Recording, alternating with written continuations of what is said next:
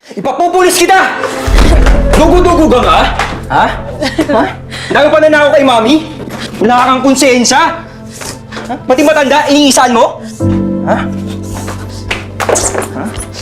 Sir, sorry na po. Hindi ko naman po talaga sinasadya. Sir. Tumigil ka, parating ng mga pulis. Sir. I'll make sure na makukulong ka sa paggagatsa mo kay Mami. Sorry na po, sir. James! James, anong ginagawa mo rito? Bakit mo sinasaktan si Lilian? Lilian? Eto? Si Lilian ba to? Mami, nahihibang ka na naman. Si Lilian yan. Nag-iba lang ang itsura niya dahil galing siya sa Europe. Paano magiging si Lilian to? Magkaibang tao to. Nag-uulanin ka na ba? Kaya ako naluloko ng kung sino-sino eh. Si Lilian yan. Siya yan. Buhay siya. Ayan siya. Aling Mama, sorry po Sorry po, Aling Mama. Sorry po. Sorry ka nga, ma. 5 taon nang patay si Lilian. Umalis siya dahil kasalanan mo. Hindi patay si Lilian. Buhay siya. Oo. Eto siya. Oo. Tama na yun, Mami. Hindi si Lilian yan. Matagal nang patay si Lilian. Magnanakaw to. Nagpapasok ka na magnanakaw dito sa bahay! Yung nadatnan kita, yung gabi, sa agdan na walang malay. Ay, ito ko phone na to. Pinablatter ko. Kaya nalaman ko na miyembro to ng Dugo-Dugo Gang. Nakawan ka na nga, di mo pa alam. Nahalog ata yung utak mo sa pagkakahulog eh. Kaya nagka-amnesia ka na. Pero di si Lilian yan. Di mo siya anak. Patawarin niyo ako, Aling Mama. Patawarin niyo po ako. Tama na po, Sir James. Tama na yan. Papupulis ka namin. Sir James, nakikiusap po ako sa inyo, Sir James. Nakikiusap po ako sa inyo. Mahirap lang po kami. Kailangan ko lang po talaga ng pera, Sir James. Hindi pwede. Mga katulad mo. Mga katulad mo. Dapat mabulok sa kulungan. Sorry na po. Aling Mama, sorry po. Sasoli ko naman, Sir James eh. Enough! The police are on their way. Sir, wag po, please. Kasalanan mo rito, Mami.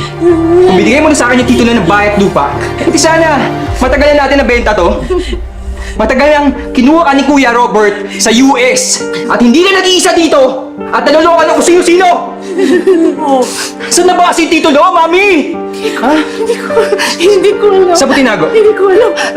Nagka-amnesia ako. Saan mo tinago? Hindi ko alam. Nagka-amnesia ako. Hindi ko talaga alam kung saan ko nalagay. Pwes, ako maghahalongkat bukas. Para makita ko.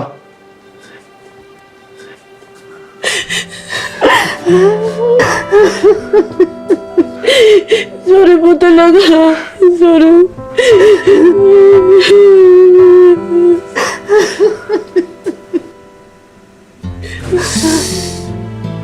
Aling Nova, sorry po Sorry po. Tana, Aling Nova. Sorry po. Sorry po talaga sa inyo. Hindi ko na po ulitin, Aling Nova.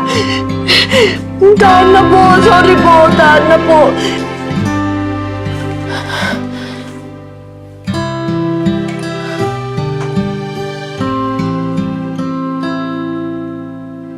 Aling Nova, pasensya na po talaga. Hindi ko naman po talaga ginusto yun eh. Lahat naman po ng pinakita ko sa inyo noong mga nakaraang araw. Bukal po yun sa puso ko. Saan na ba kasi yun? Ha?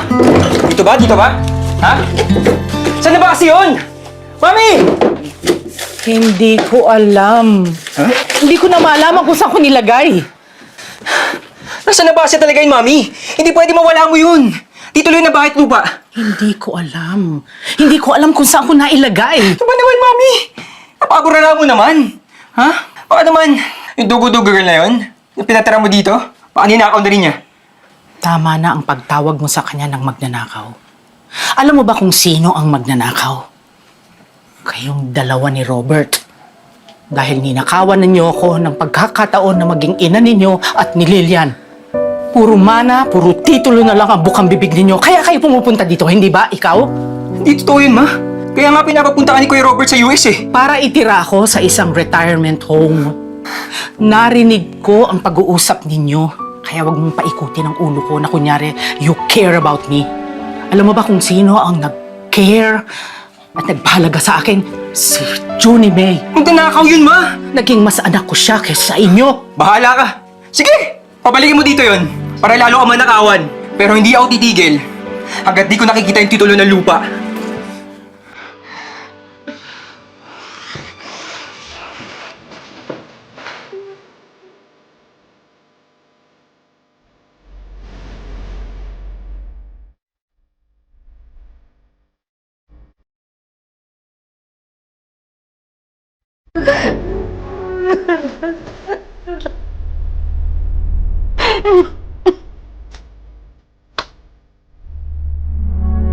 Naging mami po talaga yung tingin ko sa inyo.